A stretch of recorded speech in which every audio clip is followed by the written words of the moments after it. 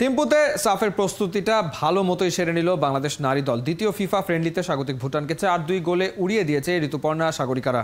প্রথম ম্যাচে বড় জয়ের পর এই ম্যাচেও তেমনটাই প্রত্যাশা ছিল সাবিনাদের কাছে। তবে আগেরবারের মতো ম্যাচের শুরুতেই গোল হজম করে বসে বাংলাদেশ, তাও একটা নয় দুটো। ম্যাচের 15 আর 22 মিনিটে জোড়া গোল করেন ডেকিল আজম। তবে পিছিয়ে পড়েও খেই হারায়নি বাংলার বাঘিনীরা। 35 মিনিটে এক গোল শোধ করেন সাবিনা খাতুন। 40 মিনিটে বাংলাদেশকে সমতায় ফেরান সাগরিকা। সেকেন্ড হাফে নিজেদের গুছিয়ে আক্রমণের ধার বাড়ায় লাল সবুজের দল। আর এ সময় ভুটানের রক্ষণ দাপিয়ে বেড়ান ঋতুপর্ণা। ফলাফল 62 আর 86 মিনিটে এই মিডফিল্ডারের ব্যাক টু ব্যাক গোলের সহজে তুলে নেয় টিম বাংলাদেশ। আসলে ভুটান আমি মনে করি আগের থেকে অনেক ভালো ফুটবল খেলেছে।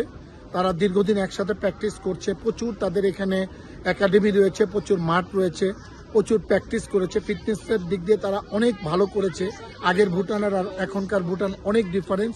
আমাদের বাংলাদেশ দল প্রথম ম্যাচে 5-1 গোলে জয়লাভ করেছে এবং আজকে 4-2 গোলে জয়লাভ করেছে। আমি মনে করি আমার মেয়েরাও ভালো ফুটবল খেলেছে। আমাদের আরও ম্যাচ খেলতে হবে। আমাদের আরও ম্যাচ খেললে ডে বাই ডে আমরা আরও ইমপ্রুভ করব। আমার দৃঢ় বিশ্বাস যে আমরা সাফে ইনশাল্লাহ, যে আমাদের সাফের যে প্রস্তুতির জন্য আমরা এখানে এসেছিলাম, আমাদের প্রস্তুতি হয়েছে।